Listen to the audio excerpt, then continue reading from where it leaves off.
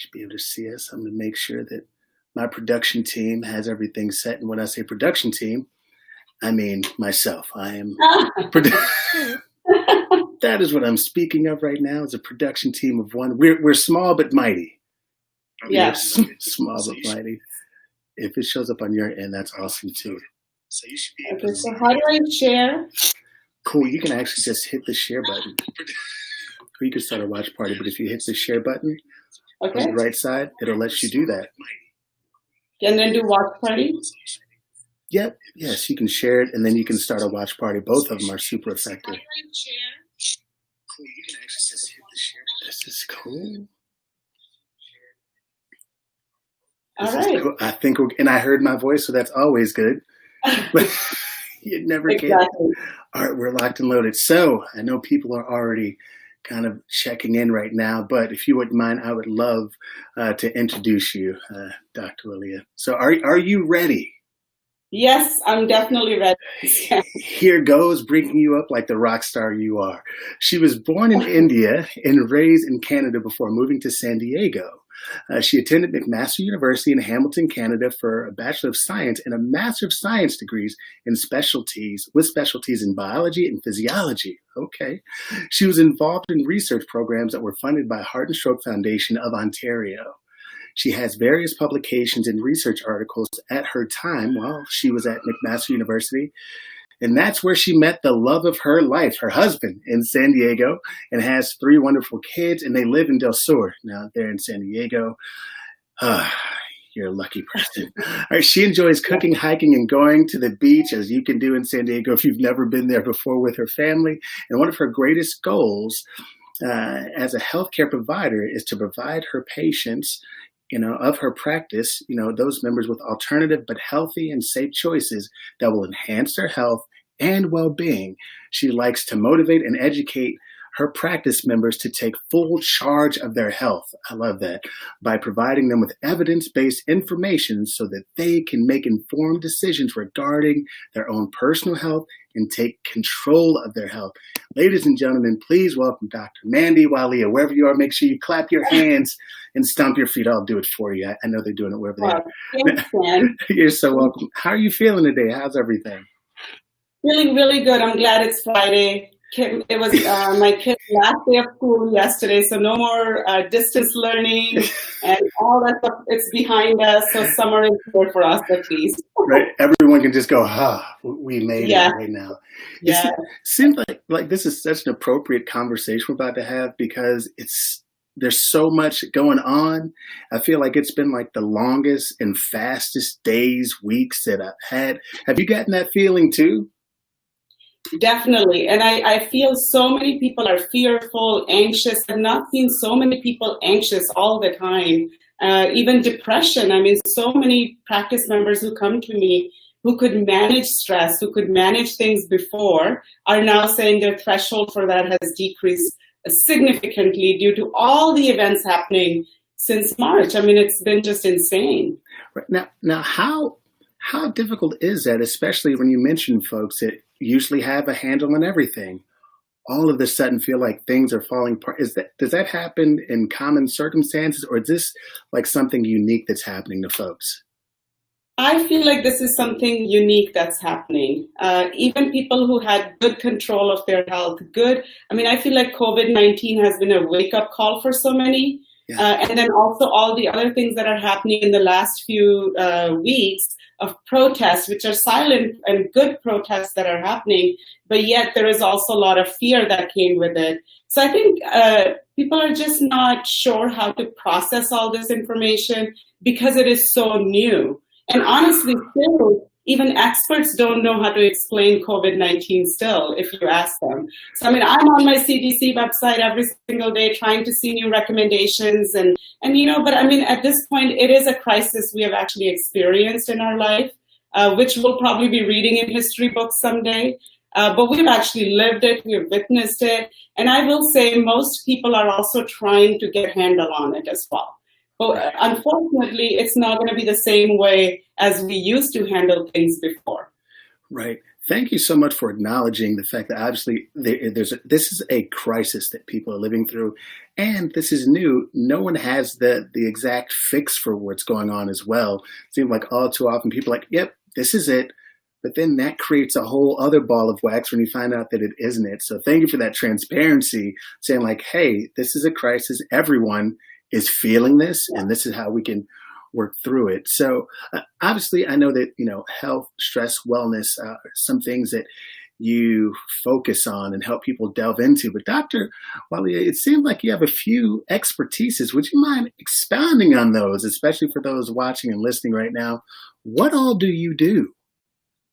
So, I mean, I will say first and foremost, I'm a mom, I'm a wife, but at the same time, my passion is obviously to empower people to be healthy. And that didn't just happen overnight. I was actually on my way, like you said earlier. I did my bachelor's, I did my master's, I was on track to getting into medical school. However, as I moved different countries in the world as well, so I was born in India, I was raised in India till I was 16, and then boom, in three days after turning 16, we were moved to Canada, Toronto. My dad has a lot of family members there, and it was an amazing experience. But I will say, as a teenager who had never seen snow in her life, boom, I just went right outside as the first snowfall hit. And in that year, in 1993, it actually snowed in October. And we just moved here in September from India, September 19th. Walked out in my running shoes, and boom, I fell on my back and hurt my lower back. But at that time, I'm so young, I was able to get up and move on, no problems. But really soon after that, Stan, I never realized that single fall will shape my life to where I am today. And Whoa. After countless visits to the doctors and figuring things out, by the time I graduated high school, I would get these bouts of back pain that I just couldn't manage. And every time I would go, they'll give me muscle relaxants. And to be quite honest, opioids were not even a big push at the time for pain management. Right. And they would do x-rays, and the doctor would look at me and say, well, everything is fine. Go do some physical therapy. Go stretch, learn how to do those things and manage. But unfortunately, my first year in college, it became so bad, Stan, that I couldn't even sit to do my exams. And I didn't want to lose my year of school. Right. I mean, being an Indian kid in an Indian family. You mean that's stressful? You mean you want to take a year off? Like, it's back pain? Like, I'm just saying that my family is actually really awesome. They were very supportive. Right. I got special permission to do my exam standing up, so I wouldn't lose my year. That is serious dedication to move forward in that way, by the way. I guess I was young and I just didn't know what else to do, so I kept just going with it. And then eventually one of on my campus at McMaster, one of my doctors said, since you don't like taking medications, why don't you go see a chiropractor? I'm like, what's chiropractor? I've never even heard about a chiropractor because in India, we don't have chiropractors, Wow. So I'm like, okay, what's a chiropractor?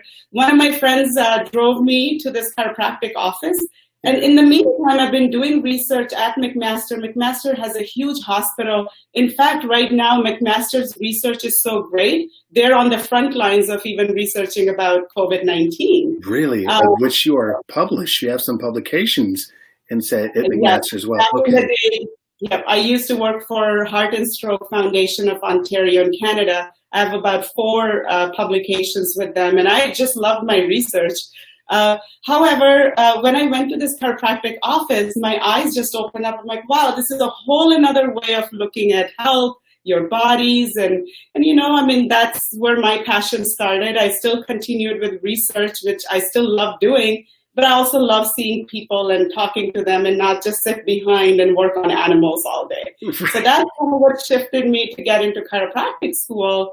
But then as I got out, I was a mom of 3. I just found myself, I learned how to manage pain. And I was teaching people how to get out of pain.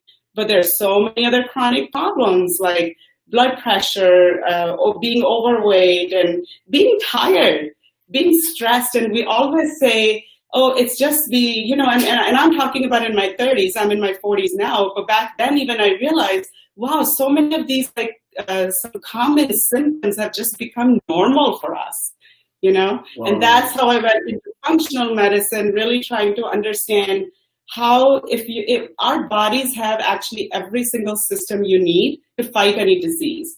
But if those systems in our bodies are not working well, that's what the symptoms are there for. And if we're continuously just suppressing symptoms and not really taking care of the cause of those symptoms, eventually that's going to cause some form of crisis. Wow. Thank you for being so specific and intentional about that answer. That's major. What are some very simple things that people aren't aware of that they could do to help alleviate some of these symptoms or causes? Could you speak to that at all? Well, that's such a great question, Stan, first of all, because if I was to summarize, I will say so many people don't even know they have a choice when it comes to health. We, from very early on, are really taught, hey, if you have some symptoms, go to your doctors and maybe we get some medication. Even if it's pain, simple things as a headache, but we gotta understand that you do have a choice. We don't need to run to medications as a first resort. Now, I will say, being in publishing working in the research for so long, I am all for our acute medical conventional system. We have the best medical system when it comes to acute problems. But when it comes to chronic diseases, unfortunately, they cannot really help us with our lifestyle. That is our responsibility. That is our choice. So that's what I've taken this time to really, in my wellness center, teach people and make them understand that you do have a choice and you got to learn how to be proactive and stop procrastinating. We all know life is too short, right? Absolutely. So if we want to enjoy last few years in our life, we got to start working on it now. Wow. Okay. So let's say I'm trying to create a morning routine to make sure I'm off on the right foot. Are there some things that I can do, or that some folks are watching who really want to get on the right track? But I'm going to be honest, doctor, like the food is delicious and exercise is hard. So even if you mention some of those things, what are some things I can do early in the day to help begin to get me on the right track? So first and foremost, I say wake up 20 minutes earlier than what you have been. We can always shave off 15 to 20 minutes earlier than what we are used to waking up if you're just starting this out. And then make it a habit of just staying in silence for a few minutes and kind of deep breathing. And Stan, I believe you and I were at one of the same, where Hal Elrod had spoken, correct? We heard him speak. Yes, we did. So I recommend the Miracle Morning at this point to anybody. And his savers, the way he pointed it out was so simple. And I must say, I've been teaching my patients to go grab a book, read it if nothing else, get that book and start implementing those things in the early morning for 15 to 20 minutes. And I started doing that back in October, I believe it was last year. We were at that place where we heard in New York, correct? Yes. And I mean, and now from my 20 minutes, I'm doing an hour every morning. So just go ahead and do deep breathing, stay in silence, and go for a simple walk. I mean, these are things that set your day, and you set your day intentionally rather than just letting the day happen to you. Great points in that. So again, for those of y'all listening, that's a recommendation for Hal Elrod's book, The Miracle Morning. He also had a follow-up book called The Miracle Equation. But for those of y'all who are looking again to start off your morning right, I don't know of a better book out there. And certainly they just get you to just start, right? As you all often hear me say, effort on fire beats knowledge on ice. So that means to be willing to get started. And how bad is that 20 minutes early? That's not that bad, is it? Or at least even starting that, because you said your 20 minutes turned into an hour. An hour now, yeah. And I'm thinking of actually even making that hour and a half, because I really do like that time in the morning. It gives me a lot of clarity. I mean, so many people ask me all the time, how do you do this, Dr. Walia? How do you travel?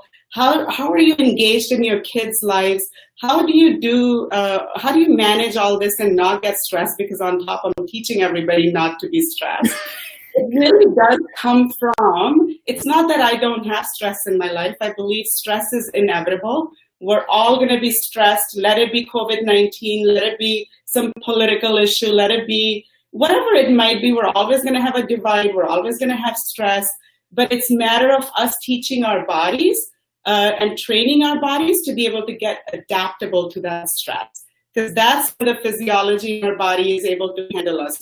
So waking up every morning a little bit earlier and doing these things, it's not just for that day, but it's building habits for the next few years and for next decades of time, Awesome. Now, you mentioned having kids. Do they have, do you have a similar practice for the little ones, or for parents watching right now? What's something they can begin to instill in their littles, to kind of help them along this managing stress and health piece? That's so true, Stan. And especially now, we had to actually sit down. I look back second week in March. I understand all of our lives changed. But I understood very early on that our kids' lives changed even a lot more, right? We had still some mechanisms and experiences built in us where we were able to kind of look at a big picture and say, okay, we're going to get through this crisis. But in the last 2.5 to 3 months, I have actually experienced it firsthand with my kids where their whole life changed.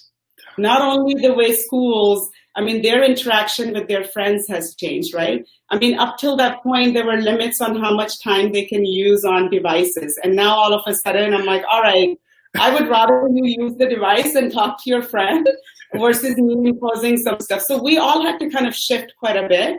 But it's the same principles that apply for the kids. If we can teach them through this crisis, that this is just part of life and we're all going to just have to get through it. And we're there for each other and families to be able to help each other. And again, eating well, exercising, walking, and managing your stress by deep breathing. Maybe it's writing. You got to figure out what feels good to you, what's important to you. And if we kind of tap into that, it becomes easier to do that for 20 minutes, 30 minutes, an hour a day. It doesn't feel like a chore at that time, right? No, absolutely right. Completely agree with that. Thank you for mentioning that as well, because I know that some parents don't want to share or tell them that I'm scared too, or I'm stressed, but it seems like it's okay to be transparent with your kids as they learn how the world moves. Yeah, actually, it's very important to be transparent, and we kind of want to shelter them and not show them what's happening on the surface. But we need them to be part of this process as well, because now I feel, just imagine these kids as they grow up, how much adversity they can overcome at this point, because they've already seen something so major happen, right? So it's not about, okay, I didn't do very well or I didn't get that job that I applied for. They'll understand it's okay, let's move on, let's try for another one, Absolutely. So I know we're going to be closing in a little bit, but I'd like to ask, what's something that you're working on right now, or, in a couple weeks or in a couple years, you're like, this is what I see for myself. What might that be? Or are you working on something you're like, this is going to be the thing? Well, Stan, I must say this is the first podcast I've done or live session with anybody. You're the first one today, but I must say you've made it enjoyable for me. So I used to have people ask me all the time and I would always kind of just not really say yes. But I think going forward in the next 3 months, I'll say yes to any podcast or any of those things, because this was kind of fun. That's amazing. Thank you so very much. And for those of you who are watching who are looking to have a fabulous guest and to educate your audience on stress, health, and wellness, look no further than Dr. Walia as well. So I'm really glad that you enjoyed this. Last question, what final words do you have for someone watching? And before that, what's the single thing you would tell someone to do? If there was an actionable item, someone's like, okay, I want to do something tomorrow or right now, what could that thing be? I would say just make a choice to be healthy every single day. And if there is a day that you could not be healthy for some reason, I don't know, maybe life just got in the way, which it tends to every single day, right. Just move on, start the next day the same way, and just make health a priority. Because if health is not priority today, it's going to never be a priority. And then we're going to suffer from consequences from the choices we have made. So make health your choice and make health your priority. Thank you. Make health a priority. Okay, so how can people learn more about you? Where can they find you? Are you all over social media somewhere? Where can people learn more about you? Yeah, we're on Instagram, Dr. Walia, as well as we have actually a Facebook page where I do put a lot of tips and sometimes even healthy recipes and things of that nature. At Gain Wellness Center is the page. And also, you can look us up on our website, www.gainwellnesscenter.com. That is amazing. I'll make sure to tag all those things in the comment section. If you are looking to help someone improve their health, their wellness, this would be a great interview to share. Dr. Walia was super transparent in helping us learn a little bit more about ourselves and moving forward in our journey of making health a priority. Hopefully, Dr. Walia will come back sometime. We can have a conversation about some other things as well regarding health. Would love to, Stan. Cool. I just wanted to get you on video saying that, and it's done. No, thank you so very much. For those of you all watching, continue to work every single day to be a better version of ourselves, because you don't have to be perfect. We just have to work on making progress. So remember 24/7, 365 and 1/4 days a year that you're good, you're great, you're worth it. And I'll say it again, that effort on fire beats knowledge on ice. Thank you, Dr. Walia, for being here. Until next time, everyone, have a good one. Peace. Bye now.